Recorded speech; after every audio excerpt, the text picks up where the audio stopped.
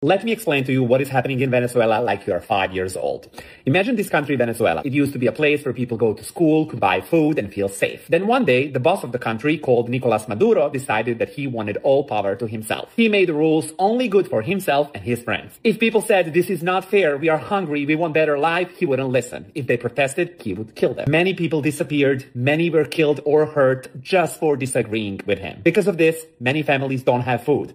Parents cannot buy medicine for their sick kids. People wait in a really long lines just to get bread. And millions had to leave Venezuela to go to other countries just to survive. Countries suffered the biggest inflation in the history of humanity, meaning your monthly salary, what you worked the entire month for, was enough to buy 2 items at a grocery store.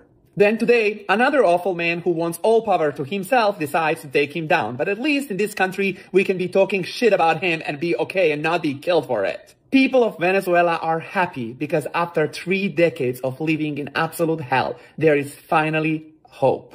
I'm Venezuelan, and let me tell you something. This is the happiest day of my life. And now liberal Americans who don't know any Venezuelan, who have no idea what the Venezuela went through, are writing on Facebook and Instagram and Threads all of these messages saying, we stand with Venezuelan leader, this is heavily illegal, this is awful. Like, I'm not to go now into the ways of how illegal this has been.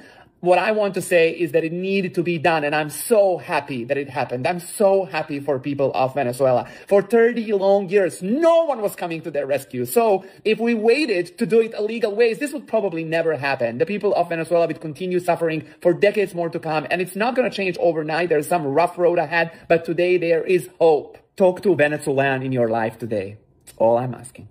Libre Venezuela. Hi there. Are you an American or other first worlder with democracy privilege who's all of a sudden very, very concerned about the United States taking the oil of Venezuela? Well, let me tell you something. Fear not, because Iran and Cuba have been receiving free Venezuelan oil for decades in exchange of protecting the dictator that has been exiling, killing us, and disappearing us for 26 years. So please, you should be more concerned about the dictator that is killing us, exiling us, and disappearing us than the United States taking our oil. We are not concerned about that. So why are you concerned about that? Be concerned about the imperial powers of Iran and Russia who are already in Venezuela. Thank you. Hi, my name is Paula, and I am Venezuelan, born and raised. I've lived in the United States for almost 10 years to the date, and I am an American citizen also, by the way. The main reason why I'm coming here today, I'm literally nobody, and if this reaches one person, my job here, that one person that didn't know what was happening in Venezuela, and now they do, my work here is done.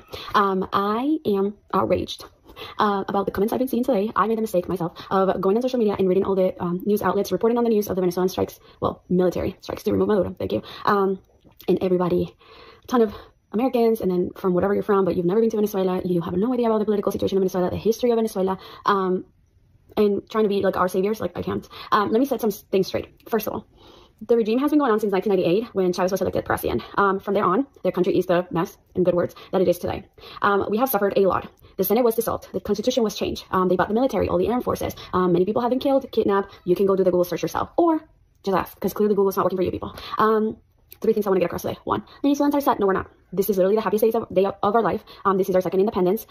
We are still in shock, complete shock about what finally happened. We have been wanting this. We have been praying for this. We have been literally anybody that we have been able to go to and ask, and nobody listened to us. So we are happy. Enjoy.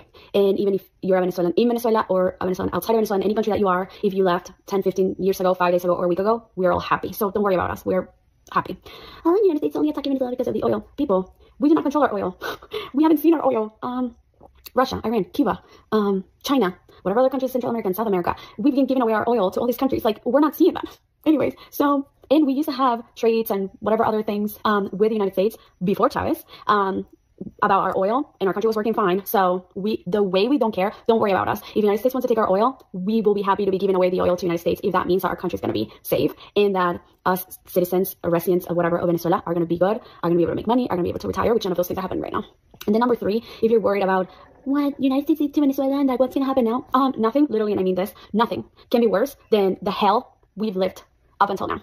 So stop, and I mean this, stop trying to explain Venezuela to Venezuelans. Stop